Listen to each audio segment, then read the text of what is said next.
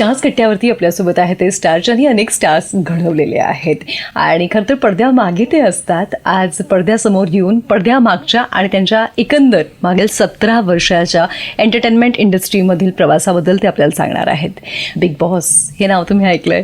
अर्थातच बिग बॉसच्या मागचा चेहरा जो अनेक जणांना आज फेमच्या जगामध्ये आणतोय त्यांचं नाव आहे केतन माणगावकर.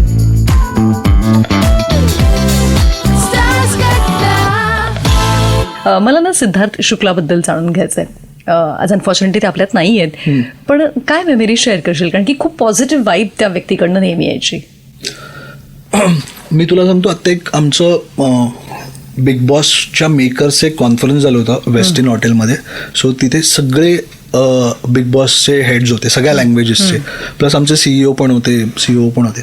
तर तिथे आम्हाला त्या रिपोर्टरने एक प्रश्न विचारला की अक्रॉस ऑल द लँग्वेजेस तुम्ही एक बेस्ट प्लेयर सांगा, तुमचा आवडता, आणि तुमच्या लँग्वेजमधला एक प्लेयर सांगा. सगळ्या जणांनी सिद्धार्थ शुक्लाचं नाव घेतलं आहे आणि कोणी आम्ही ठरवलं नव्हतं. तो असा इम्प्रॉम्प्टू क्वेश्चन होता. सो मला असं म्हणायचं आहे की he was a star. T व्हीवर स्टार होता, फिल्म पण केली होती, व्हेरी गुड पर्सनॅलिटी.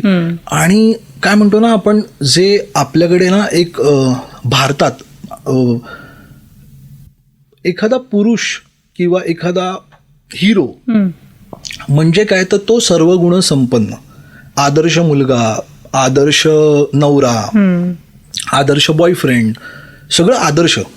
ओके, तर त्या सगळ्या गोष्टींना मोडणारा, स्वतःच्या तत्वांवर चालणारा, स्वतःचं एक विश्व जगणारा, आणि एक काय म्हणू ना, एक ऑरा होता त्याचा, एक स्टारडम होतं. आणि मी चुकलो तर चुकलो, मी बरोबर तर बरोबर. द वे म्हणजे सलमान खाननी पण त्याला प्रश्न विचारल्यानंतर तो जो स्वतःची जशी बाजू मांडायचा की सर ये ऐसे नहीं है, ये ऐसे ऐसे है, ऐसे ऐसे है, जे सलमान खानना पटायचं. ओके, जे ऑडियन्सला पण पटायचं की समोरून धडाधड आरोप होत आहेत आणि त्याच्यावर एखाद्या वकिलासारखा व्हेरी कधी कामली, कधी ते तारीख पे तारीख सारखा, सनी देओल सारखा तो ते सगळं करायचं, ॲग्रेशनने करायचा. मग त्याला जर, आणि त्याचं एक मी बघितलेलं की तो कधीच गेम कॅन्सल करायला नाही बघायचा, तो कम्प्लीट करायला बघायचा. पण दुसऱ्या कोणीतरी काहीतरी चिटिंग केली तर मग त्याचं आहे की मैं नाही जितूंगा तो कोई नाही जिते, तोडून टाकायचं सगळं.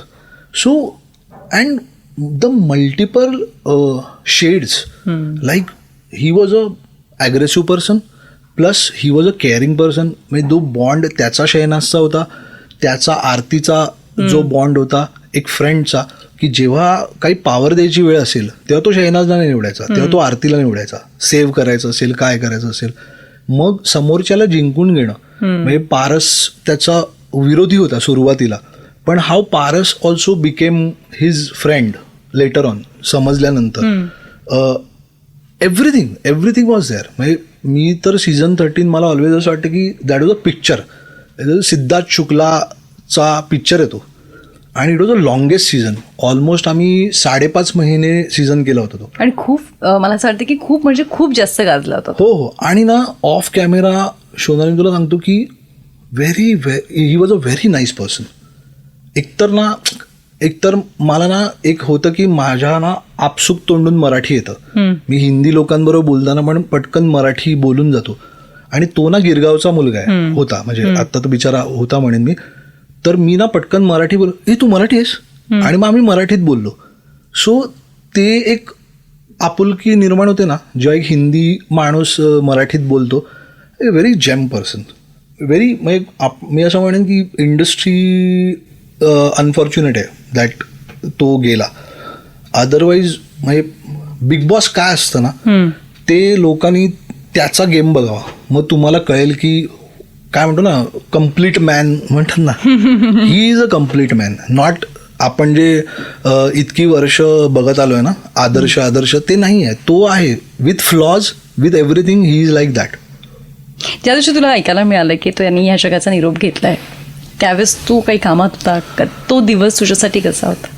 मी ऑनेस्टली आम्ही आय थिंक बिग बॉसचंच प्रिपरेशन आणि काहीतरी करत होतो, आणि कोणीतरी आम्हाला सांगितलं सेटवर, तर आम्हाला वाटलं की नाही प्रँक असेल किंवा काय असेल, कारण तो कसा ना जिम वगैरे व्यवस्थित करायचा, he was into fitness, आणि अरबट चरबट खाणं नाही, व्यवस्थित तो घरातलं खाणार हे ते. तर आमचं असं झालं की ह्याला कसं काय हार्ट अटॅक येऊ शकतो, ह्याला नाही होऊ शकत, ही is not that kind of a person की अनहेल्दी आहे किंवा काय, आणि स्वतःच्या टर्म्सवर काम करायचं ना. तर असं पण नाही की खूप जागरण होत आहे, ओव्हर शूटिंग होत आहे, असं नाही. तो म्हणणार की माझं झालं, मी चाललो. सो वी वर ब्लँक, आम्हाला कळत नव्हतं की काय. आणि ऑनेस्टली तुझं सांगू, हिंमत नव्हती होत जायची.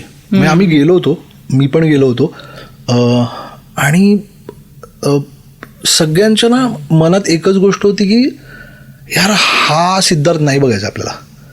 म्हणजे we wanted to keep those memory only, जो आम्ही तो 24 तास बघितलाय. लोकांनी 1.5 तास बघितला असेल टीव्हीवर, आम्ही 24 तास बघितलाय. सो आम्हाला तो सिद्धार्थ लक्षात ठेवणं जास्त होतं.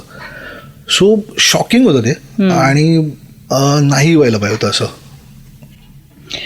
येस. आणि यामध्ये पुन्हा एकदा एक गोष्ट अधोरेखित होतीये की बऱ्याचदा जेव्हा अशा काही अनफॉर्च्युनेट इन्सिडेंट घडतात तेव्हा काही वेळेस आपल्या सेलिब्रिटी तिकडे दिसत नाही, तर लोक त्याच्यावर नाचका सुरू होतात. अच्छा, इतर वेळेस सोबत होते, आता आले नाही आहेत, म्हणजे कशावरही आपण काहीही बोलायला लागतो, आपल्याला काहीच माहिती नसतं. तर ही सुद्धा दुसरी बाजू असू शकते, राईट. कुणाला तरी ज्या व्यक्तीला सतत आनंदात बघितलंय त्याला अशा पद्धतीने बघण्याची हिंमत सुद्धा एखाद्या व्यक्तीची होऊ शकत नाही.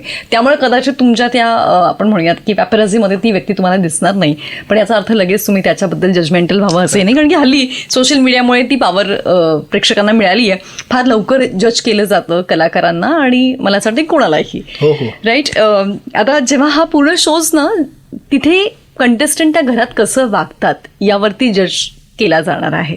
तर मला सांगा की बिग बॉसच्या घरामधला सक्सेसफुल कंटेस्टंट होण्याची काय डेफिनेशन आहे? मी तुला गंमत सांगू का, मला हे बरेच जण विचारतात की अरे तुमच्या मते विनर क्वालिटीज काय आहे. बट मी तुला सांगू, the success of this show is आज आत्ता हा ना 50पेक्षा जास्त कंट्रीजमध्ये शो होतोय. आपल्याकडे तर 6 लँग्वेजेसमध्ये होतोय, आणि आम्ही जे डिफरंट लँग्वेजचे जे मेकर्स आहोत ना, ते पण आम्ही कनेक्टेड आहोत, गप्पा मारत असतो. Because we belong to one company, Endemol only. आमचे कॉन्फरन्सेस पण होतात, सगळं होतं. आणि ना गंमत तीच आहे की बघ, दरवर्षी सेम माणूस जिंकला ना, मग तो मुलगा असो, मुलगी असो, काही असो, तर मग शो संपलाय, हे लक्षात घे. So honestly there is no quality, असं काही नाही आहे. आणि कारण तू बघ ना, आज मराठीमध्ये जे 5 विनर आहेत ते 5 वेगवेगळेच आहेत. आणि तीच गंमत आहे. मेघा धाडे जिंकली, तिने अख्खं किचन काबीज केलं होतं, ती मोठी ताई झाली होती. सेकंड इयर शिव ठाकरे किचनमध्ये गेलाच नाही. तो गेला किचनमध्ये तर ते जे काही त्याची लव्ह स्टोरी होती त्याच्यासाठी तो ते हार्ट शेप पोळ्या बनवायचा, त्याच्यासाठी गेला. मग विशाल इज अ व्हेरी, काय म्हणतो तसा ॲग्रेसिव्ह आणि डॅशिंग आणि alpha, he is that kind of, but plus rural, पण जशाच तसं उत्तर देणारा. शिव वॉज व्हेरी सॉफ्ट, कळलं. बट विशालची काही आतमध्ये लव्ह स्टोरी नव्हती. ओके, तो थोडाफार काय मदत करायचा, टास्क चांगले खेळायचा. Okay, then Akshay Kelkar is a different personality. He is not that alpha, किंवा तो शिव ठाकरे पण नाही आहे, तो हे पण नाही, मेघा पण नाही आहे, तो पण किचनमध्ये जायचा नाही. And then Suraj is a different personality all together. So गंमत तीच आहे. नाहीतर काय होतं ना की आपल्याकडे तो प्रॉब्लेम आहे की सिंगिंग शोमध्ये माहिती ते होतं की अरे हा किशोर कुमार सारखा गातो, किंवा हा सोनू निगम सारखा गातो, की हा आता अर्जित श्रेयासारखं गाते, तर ही मोठी होणार ना. नको, मला तेच म्हणायचं की असा एक आवाज आला ना की अरे हा काय आवाज आहे यार. म्हणजे आज तू बघ, ती मुलगी Radhika Bhide, if I am not wrong about, मन धावते, तो MXच्या शोवर तिने ते गाणं म्हटलं आणि ती कुठे गेली आहे, आय पॉप स्टारमध्ये. बिकॉज ओरिजिनॅलिटी आहे. अदरवाईज काय आहे ना, तेच आहे ना की अरे हा ह्याच्यासारखा आहे, त्याच्यासारखं. सो मी म्हणेन बाकीच्या रियालिटी शोमध्ये चल ठीक आहे, म्हणजे गाण्याच्या ह्याच्यात तुमचे 7 सूर व्यवस्थित लागले पाहिजे, ह्याच्यात काय बाबा क्लासिकल डान्स किंवा हिपहॉप किंवा काहीतरी तुम्ही डान्स रिदम पकडला पाहिजे. बिग बॉस मध्ये मला असं वाटतं की अनफिल्टर्ड चल तुझ्यासाठी म्हणून मी 2 गोष्टी सांगतो की मला असं वाटतं की एक, तुम्हाला तुमची मतं असली पाहिजेत आणि दुसरं, तुम्हाला तुमची मतं मांडता आली पाहिजे तुमच्या स्टाईलने. तुम्ही दुसऱ्यांच्या स्टाईलने नाही करू शकत. तुम्ही सिद्धार्थ शुक्ला बनायला जाल तर तुम्ही माती खाणार.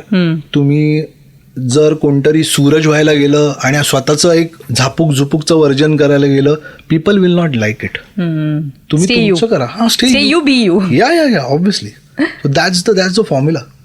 पण मला सांग की सीझन 5 मध्ये जेव्हा सूरज शो मध्ये आला तेव्हा आणि सूरज जेव्हा शो जिंकला तर 2 गोष्टी तुम्हाला अनुभवायला मिळाल्या. एक असा ग्रुप होता ज्याने खूप कौतुक केलं की सूरज सारखा मुलगा जिंकलेला आहे ज्याचं कुठल्याही प्रकारचं असं फिल्मी बॅकग्राऊंड किंवा कोणताही असं सपोर्ट नसताना. आणि दुसरीकडे हेही ऐकायला मिळालं की सूरजला का जिंकवून दिलं, ही इज नॉट डिझर्विंग कॅन्डिडेट, तो त्यासाठी नव्हता आणि त्यांनी जिंकून तरी त्याच्या आयुष्यामध्ये काय होणार आहे, त्यापेक्षा एखाद्या खऱ्या कलाकाराला तुम्ही जिंकवून दिलं असतं तर कदाचित त्याला अजून पुढे काम मिळेल. तर या दोन्ही गोष्टीकडे तुम्ही कसं पाहिलं, कारण की अजूनही तो क्रिटिसिझम थांबलेला नाहीये. हे बघ, एकतर सगळ्यात महत्वाची गोष्ट म्हणजे एकतर आम्ही कोणीच जिंकवत नाही. वोट्स येतात, ज्याला वोट्स येणार तो जिंकणार. त्यामुळे ती जिंकवण्याची पॉवरच आमच्याकडे नाही आहे. सो आम्ही त्याने बांधले गेलेलो आहोत. आणि राहिला प्रश्न की जर मला विचारशील तर आमची ना खूप क्लिअर पॉलिसी आहे दॅट म्हणजे जे कास्टिंग आता आम्ही करतो, मी आहे एंडामॉलमधून आणि कलर्स मराठीमधून प्रथमेश देसाई आहे. सो आम्ही दोघांचं एक क्लिअर आहे आयुष्यात. आपल्याला एक प्रॉबेबल 15-16 विनर टाकायचे. ओके, जे आपल्याला वाटतात की ह्यांच्यात स्पार्क आहे आणि हे लोकांना आवडू शकतात किंवा हे लोकांना नाही आवडू शकत. ओके, काही लोक आवडू शकतात, जसं आपण म्हणू ना काही लोक डोक्यात जातात, तर कदाचित हा डोक्यात जाईल किंवा कदाचित हा मनात डोक्यावर घेतला जाईल. 2 category and you never know that जो डोक्यात जातोय तो पण उद्या विनर होऊ शकतो. There is a possibility. कारण लोकांना काही आवडू शकतं. कारण आता ना लोकांचा टेस्ट बदलते. लाईक जर तू सिनेमामध्ये पण बघशील तर films like Pushpa, KGF, okay, animal लोकांना आवडतात. तुम्ही टीका करा, काही करा, लोकांना आता तसे पण सिनेमा आवडत. 1000 करोड धुरंधर, ओके, समथिंग डिफरंट. आता तो काळ गेला की झाडांच्या भोवती गोल आणि मग तेच तो एक काळ होता जो त्यावेळेला होता. आता लोकांची टेस्ट बदलली आहे. सो किपिंग दॅट फॅक्ट की आपण 16 टाकून द्यायचे. It's like a cricket team. तुम्हाला मैदानावर सोडलंय, तुम्ही बाबा कप जिंकून आणा बस, बाकी आम्हाला काही नको. मग त्याच्यात मॅन ऑफ द मॅच कोणाला पण मिळालो, मला काही फरक पडत नाही. आय एम व्हेरी हॅपी कोणी जिंको. कारण बघ ना, नाहीतर मी जर तुला 1-1.5 वर्षापूर्वी जस्ट असं सांगितलं असतं की अरे एक मुलगा आहे सूरज चव्हाण नावाचा, तो येतोय बिग बॉसमध्ये, कोणी विश्वास नाही ठेवला असता की तो विनर होईल. बट तो विश्वास मी आणि प्रथमेशने त्याच्यावर ठेवला ना. त्याच्यानंतर आमच्या मॅनेजमेंटने पण त्याच्यावर ठेवला. असं नाही आहे की अरे आपण हरायला पाठवूया कोणाला तरी किंवा आपल्याला काय दर आठवड्याला कोणतरी काढायचंच असतं मग त्यात एक ढकलून देऊया ना. ढकलाढकलीची कामं नाही आहेत. We believe. सो त्यामुळे लोकांनी करू दे ट्रोल, पण वी बिलीव्ह की त्याने केलं, लोकांना तो आवडला, त्याला वोट्स आले, तो जिंकला. जो दुसऱ्या नंबरवर आला त्याला जर पहिल्यापेक्षा जास्त वोट्स आहेत तो जिंकला असता. Like everybody is my friend. Abhijit Sawant is my friend. मी अभिजित बरोबर त्याच्यानंतर मास्टर शेफमध्ये काम केलं. He was there in master chef. Nikki होती मास्टर शेफमध्ये. मग माझ्याकडे राईज अँड फॉल सारखा शो आला, विच अ डिफरंट शो. तर तिथे मी अरबाजला घेतलं कारण अरबाज मला तिथे फिट वाटत होता कास्टिंग वाईज. बाकी मला कोण वाटलं नाही बिग बॉस मराठीमधलं, नाही तर ते वाटले असेल ते घेतले असेल. अजून जे पुढे काही शोज करेन तिथे मला कोण वाटलं त्यांना घेईन. इतक्या वर्षांचा तुझा अनुभव आणि इंडस्ट्रीला तुझ्या पद्धतीने बघतो आहेस, ऑडियन्सला सुद्धा तू समजून घेतोय, तर मग ज्या आपण म्हणूयात ऑडियन्सनी सूरजला शोमध्ये जिंकवून दिलं त्याच ऑडियन्सने सिनेमामध्ये त्याला का नाही स्वीकारलं?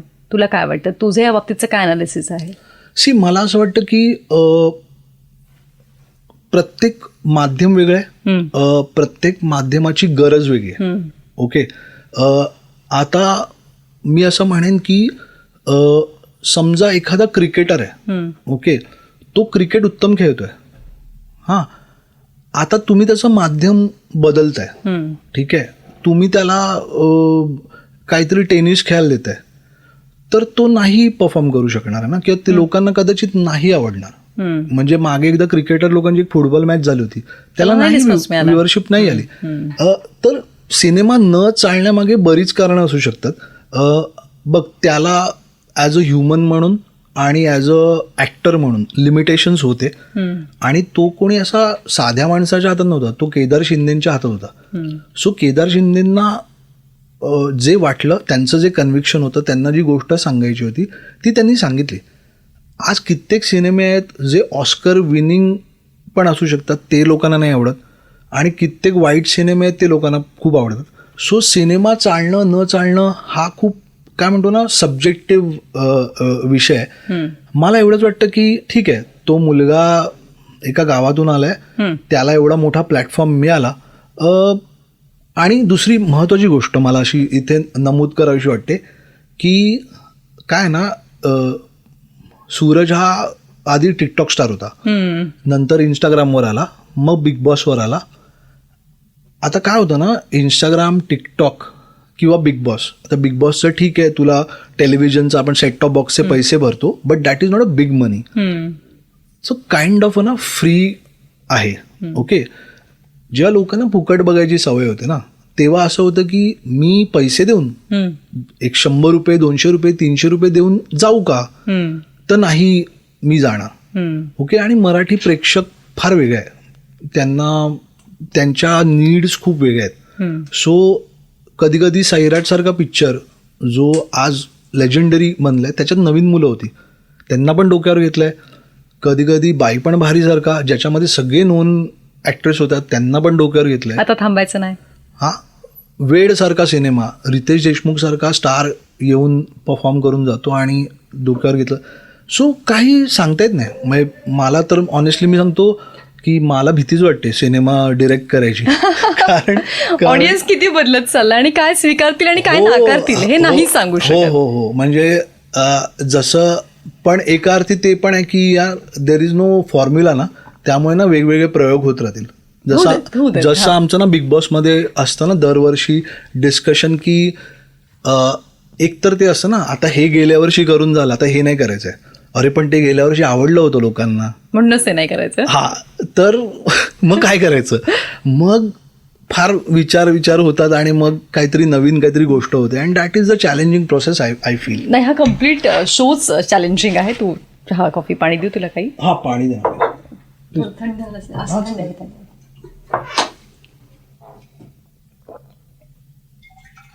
झाले शेवटचे 21 मिनिटं आहेत. मी फक्त तो क्वेश्चन तुला थोडा मोठा झालाय, युट्यूबसाठी झालाय, तो इन्स्टासाठी छोटा देते मगाचा. कुठला तरी याचा होता ना, संजू म्हणते ह्याचा, नाही त्यांचाही झालाय, सूरजचा. बरं, आता सीझन 5 बद्दल आपण बोलायचं तर त्यामध्ये जो विनर आहे सगळ्यांना ठाऊक आहे, सूरज चव्हाण. त्याचा शोमध्ये येणं आणि त्याचा शो जिंकणं, या दोन्ही गोष्टींमुळे 2 प्रकारचे ऑडियन्स पाहायला मिळाले. एक तर डोक्यावरती घेणारे, आणि एक लोकांना तो म्हणतात की डोक्यात गेला आमच्या, हा का विनर झाला. तर या दोन्ही सिच्युएशनला कसं हँडल केलं? ठीक आहे.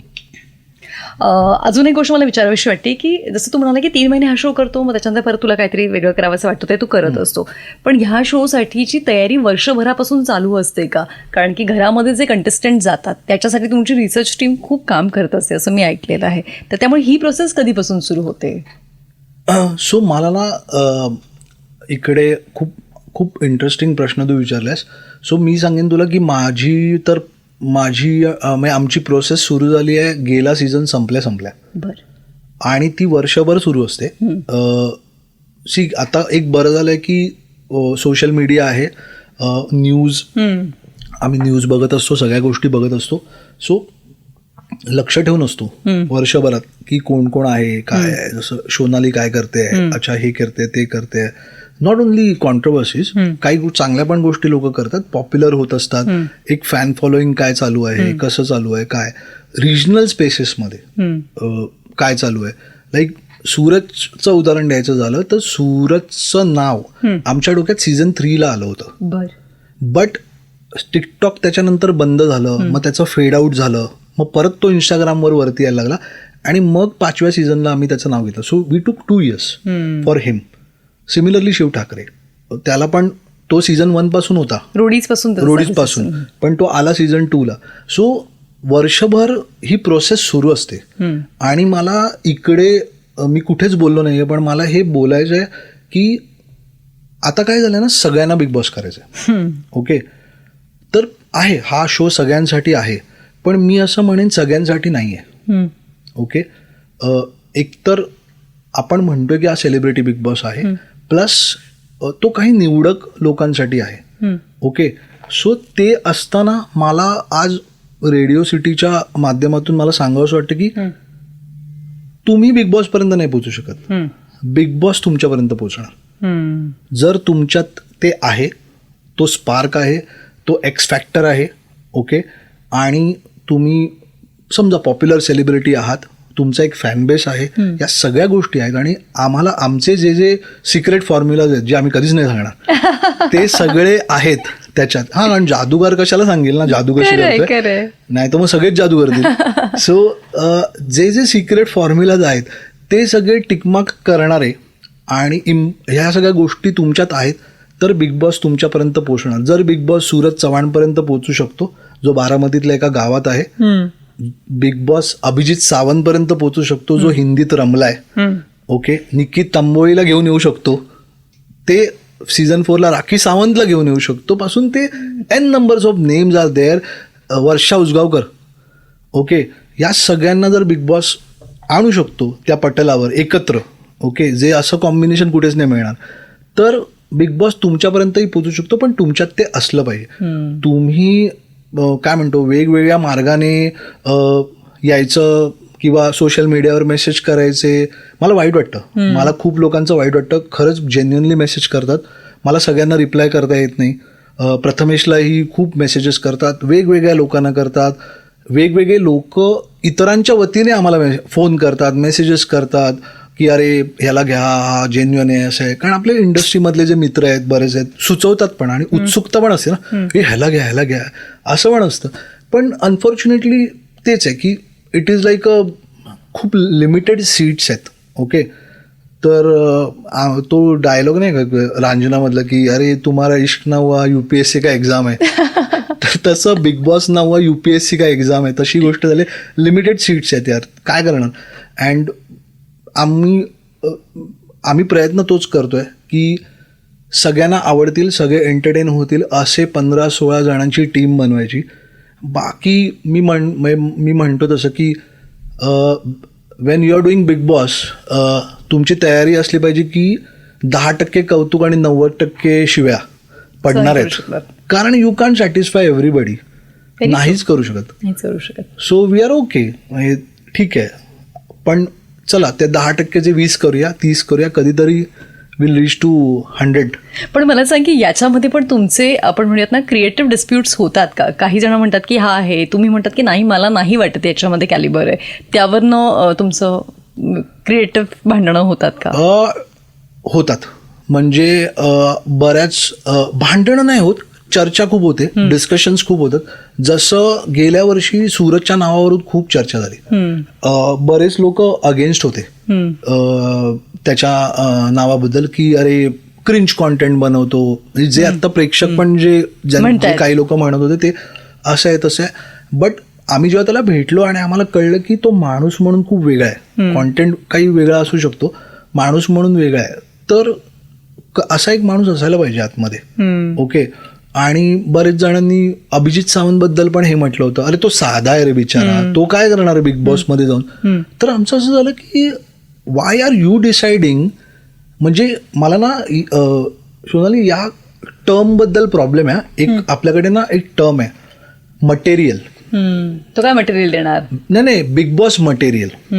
ओके, आणि ना ही टर्म फार विचित्र प्रकारे वापरली जाते. ही बायको मटेरियल आहे, ही गर्लफ्रेंड मटेरियल आहे, हा बॉयफ्रेंड मटेरियल आहे, हा नवरा मटेरियल आहे. काय मटेरियल? काय मटेरियल काही नाही.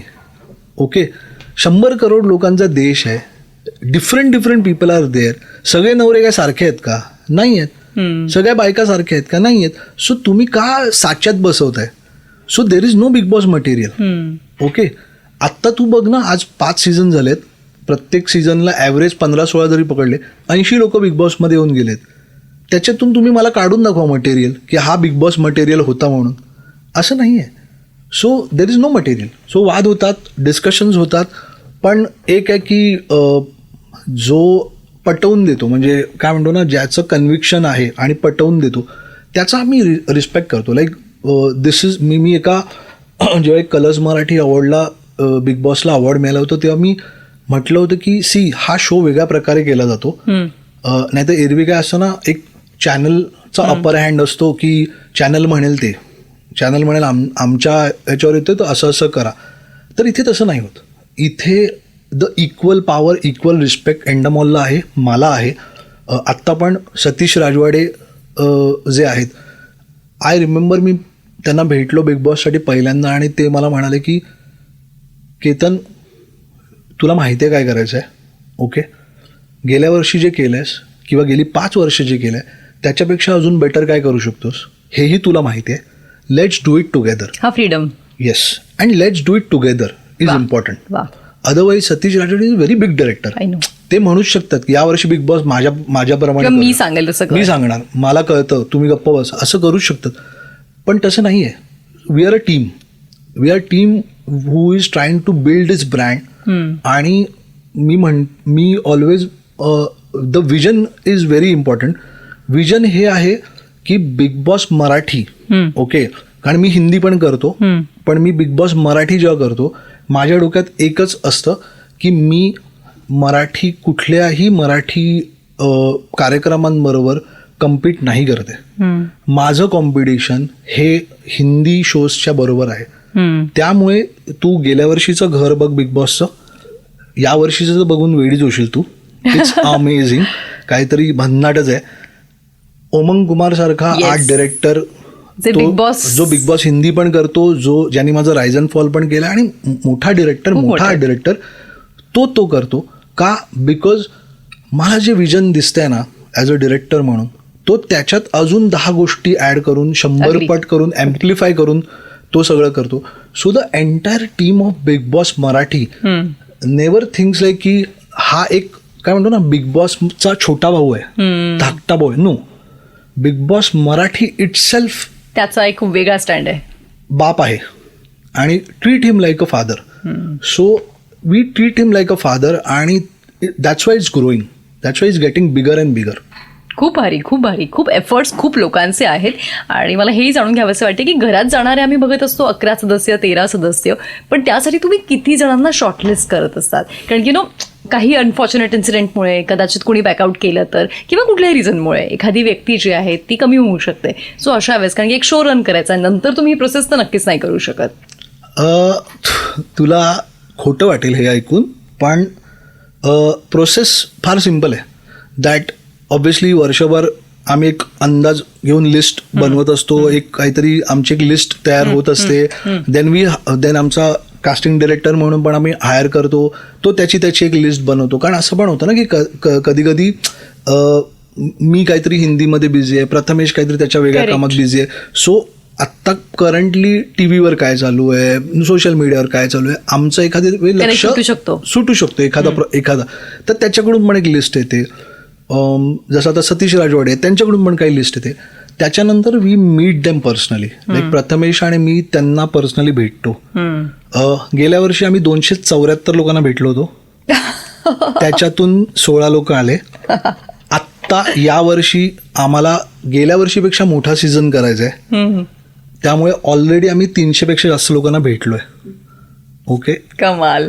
आणि 300 पेक्षा जास्त लोकांना भेटून त्याच्यातून will come to whatever 15, 16, 17 however number comes. So पण ते असं म्हणूयात की ते शॉर्टलिस्ट एका अर्थाने झालेले असतात. एक त्यांची आपण म्हणूयात की 2 कुठली याची आहे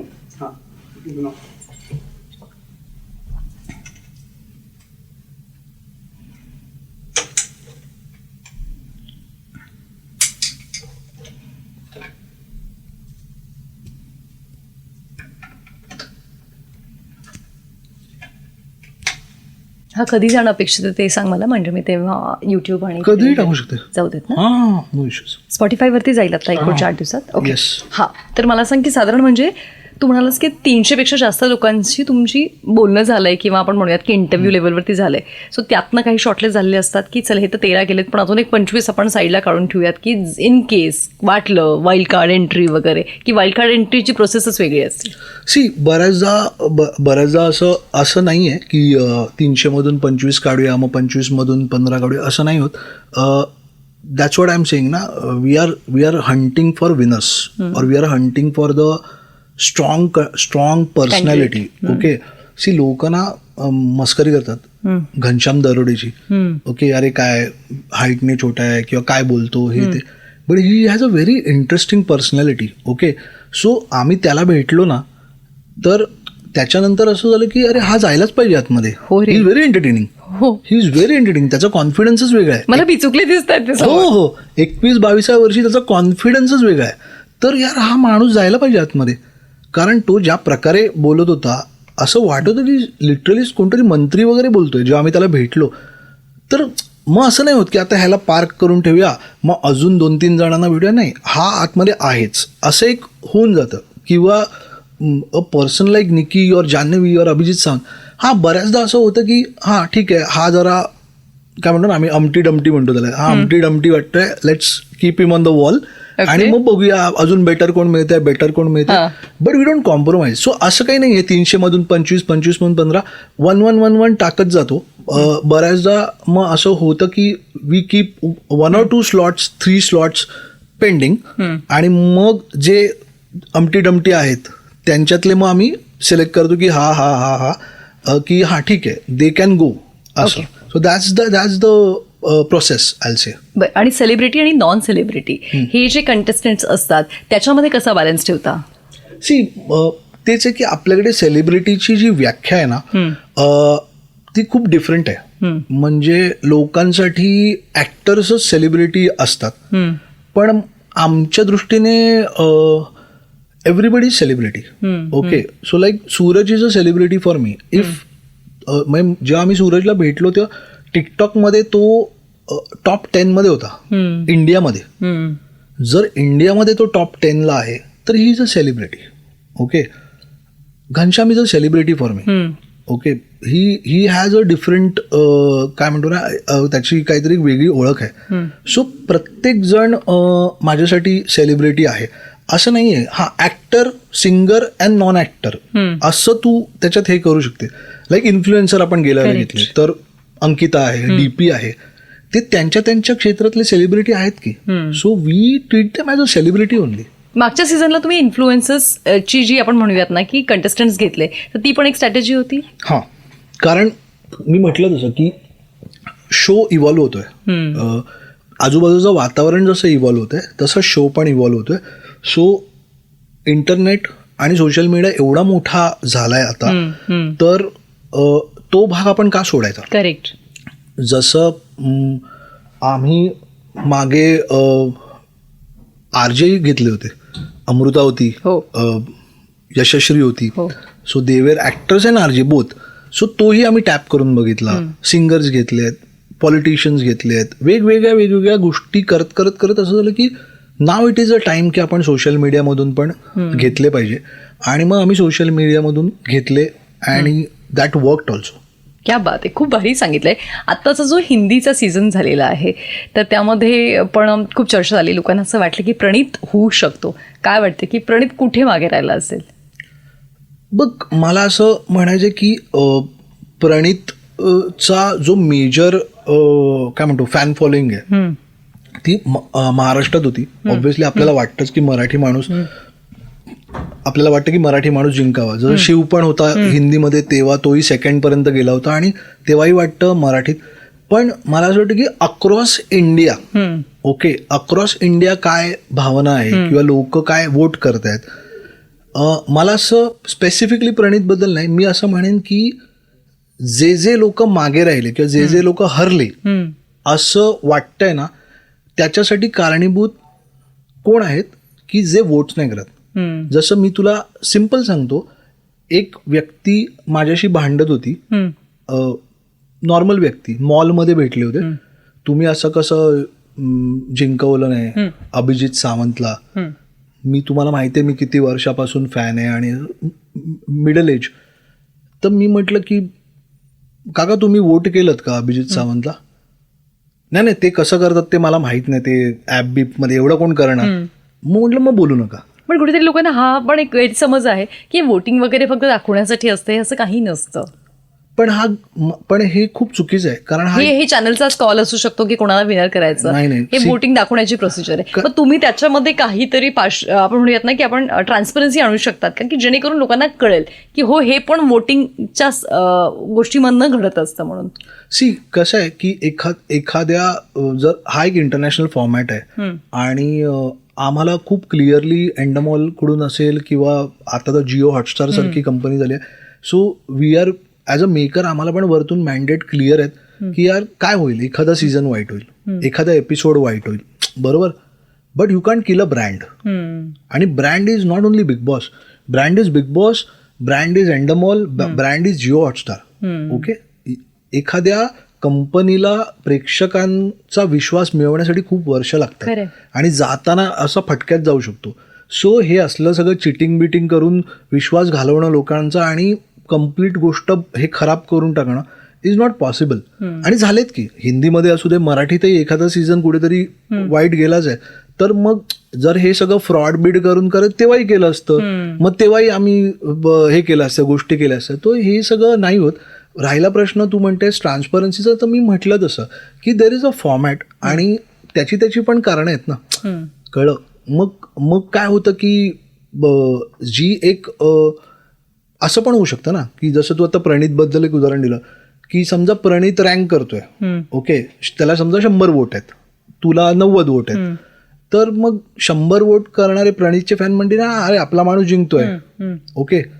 मग सोनालीचे फॅन बघणारच नाहीत शो की अरे हिला तर नाहीच येतात वोट, किंवा सोनालीचे फॅन म्हणतो की हिला 100 येतात का, आता आपण 110 करूया, मग ते जोर लावत आहेत, ओके. मग तुझे 110 झाले, मग प्रणीत हरला. सो काय होतं की मुद्दा तोच आहे की आज फरानासारखी व्यक्ती जिला कदाचित कोणी ओळखत नव्हतं किंवा जी इथपर्यंत जाईल वाटलंच नव्हतं, ती लोकांचा विश्वास जिंकत इथपर्यंत जाते का, बिकॉज लोकांना वाटतं अरे ही बाहेर जाईल यार, मला तिला जाऊ द्यायचं. आणि देर इज अ ॲम्बिग्युटी, हिला वोट्स येत आहेत नाही येत आहेत, तिची धाकधूक आहे ना मनात. जे रविवारी लोक बसलेले असतात, मला किती मेसेजेस देतात माहिती तुला, एक कोण गेला सांग ना, मी कोणालाच नाही सांगणार, आई शपथ नाही सांगणार, प्लीज सांग, आणि नाही सांगत आम्ही. खूप लोक म्हणजे ऍक्टर्स. तुमच्याकडनं किती कॉन्ट्रॅक्ट साईन करून घेतले जातात जे बिग बॉस मध्ये काम करतात? चल म्हणजे येणाऱ्या कंटेस्टंटला तर साईन करावेच लागतात, पण काम करणाऱ्या तिथे लोकांना की ही प्रायव्हसी किंवा आपण म्हणूयात की हे कॉन्फिडेन्शियल ठेवण्यासाठी सगळ्या गोष्टी टीमकडून NDA साईन केलं जातं आणि there is a heavy penalty. जर सपोज कोणी नियम तोडला तर किती रुपयांचा दंड आहे? लाखो रुपयांचा आहे. हा, मग आता जे कोणी प्रश्न विचारणार आहेत की सांग ना, तुम्ही ते लाखो रुपये त्या व्यक्तीला देतील तू नको, तू म्हणतील की आम्ही कॉन्ट्रीब्युशन काढून देतो, अशा ऑफर्स येतात. तुला माहिती हे जे बिग बॉस खबरी बिबरी पेजेस असतात ना, ते असे ऑफर्स देतात की बघा ना काहीतरी करू आपण, काहीतरी सेटिंग करू, हो तुम्हाला आयफोन पाठवतो, हे करतो ते करतो, फक्त कोण आहे ना सांगा, विनर कोण आहे सांगा, वगैरे वगैरे. हा, बिकॉज सी बिग बॉस नाव has become a different business. Look at the people, जे लोक युट्यूबवर कॉन्टेंट क्रिएट करतायत, रोज त्याचं अनालिसिस, मग प्रेडिक्शन, दिस दॅट, काय चालू आहे वेळेचा बाजार. खरंच आहे.